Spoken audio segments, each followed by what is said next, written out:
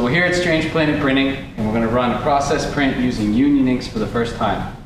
I have my screen set up on the carousel. I've got yellow, magenta, cyan, and black for the 4-process print. I have a triple durometer squeegee, which I think is a 90 inside of 270s. One of the most important, if not the most important things with process printing is proper registration. Our press is the M&R Chameleon, and it has these massively, incredibly awesome registration knobs. You want to come get a zoom in on that? So we have the ability to zero out our micros in this little grid before we even start printing. So if you were off a little bit, you can get it right pretty dead center on those little dots, and then torque it down. Wrong way. Really easy to operate, everything moves super smooth. You can put the screen in, lock it down to your off contact and everything. It is super important to have a flat print surface, all your palettes in plane. That's why we really like the M&R, because you can adjust it all 3-point leveling. It is unreal. We started screen printing on a single station 4-color. It got us to where we are, but when we got to this level, we made the jump to an industrial press, and I highly recommend all beginners buy the press with the most features you can afford, because we would have killed for micros when we first started. This is the first time we've ever used Union ink, so it's as much of an experiment as it is a tutorial. We're all learning here is basically the important part. Usually with process printing, you want to go lightest to darkest, so we're going to start with yellow. We've already stirred the inks with our trusty 11-inch spatulas that work great. They go right in. They're rigid enough to mix white, but then they flex to put ink in a screen. Next is magenta. And sometimes when you're printing a process, you have to tweak your printing order a little bit, and we're going to find out once we start doing test prints, because we haven't done anything yet, if that's the case. It doesn't always work out. Yellow, magenta, cyan, black. So we'll see. I'm already noticing this stuff's a little bit thicker than the international coatings we typically use. So we'll see how that affects the print. We're actually still using our international coatings black. And I don't know if you can tell by the video, but it is way thinner. It's also slightly matte, where the other ones are a little bit more see-through, but I guess that's what you need to do with process printing. As you print the lightest colors first, darker on top, and it's a subtractive process.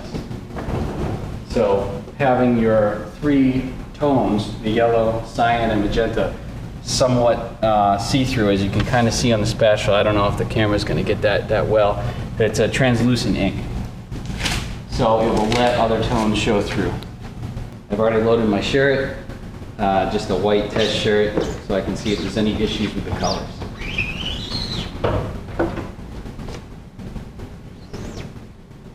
I'm using 230 mesh for the yellow, a 160 for the magenta, a 230 for the cyan, and a 160 for the black.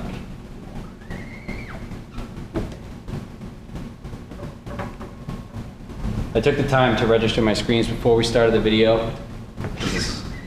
We'll be putting another video up all about screen registration and how to use micros.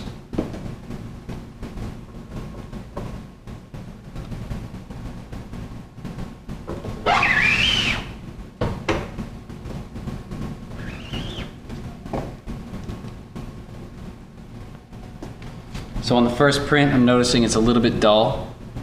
I'm probably going to want to work some more yellows in, maybe past that twice. You got the tones are coming in with the greens and the browns, but overall the registration looks great and a pretty good print. We've already done some test prints on white tees to see the color profiles, because the actual shirts we'll be selling are next level 3600 in natural, so they're kind of cream tone. So we use white shirts to make sure that the print, squeegee angle, pressure, and speed are all on point with the color profile you want to achieve. You kind of have to tweak some things on the go, maybe change up the order of the print. We're going to keep the print yellow, magenta, cyan, black. That's typically how we do it, but we'll switch it around and we won't worry about it, because it's all about experimenting and having fun. So I'm going to load my shirt on the palette. It's already centered out. We'll make a video about this at a later date as well. Smooth it down. Try not to wrinkle it when we smooth it down. With process printing, we print with a bit of a shear motion to make sure that the inks blend well without being too overbearing, you are mixing 4 tones on press with wet on wet. We don't use a flash here. So as you can see, and I'm not sure the camera can pick it up, it's a very faint yellow on this shirt. The yellow in the natural is probably nearly impossible to see. Next, we're going to go with magenta. These inks are translucent, so the magenta is going to cover the yellow, but it's also going to make some oranges, reds, things like that. So as you can see, here's 2 more colors. You're getting some browns of the desert coming in and everything. It's starting to fill out nicely. I'm going to go with cyan. The world is what, 90% water? So it's just the biggest color that we're putting down. That's when you get to your purples, your blues, your ocean tones and everything. And then to bring everything together with nice definition and color profile separation, you have black. Black ink is typically fluffier than the rest of the process inks.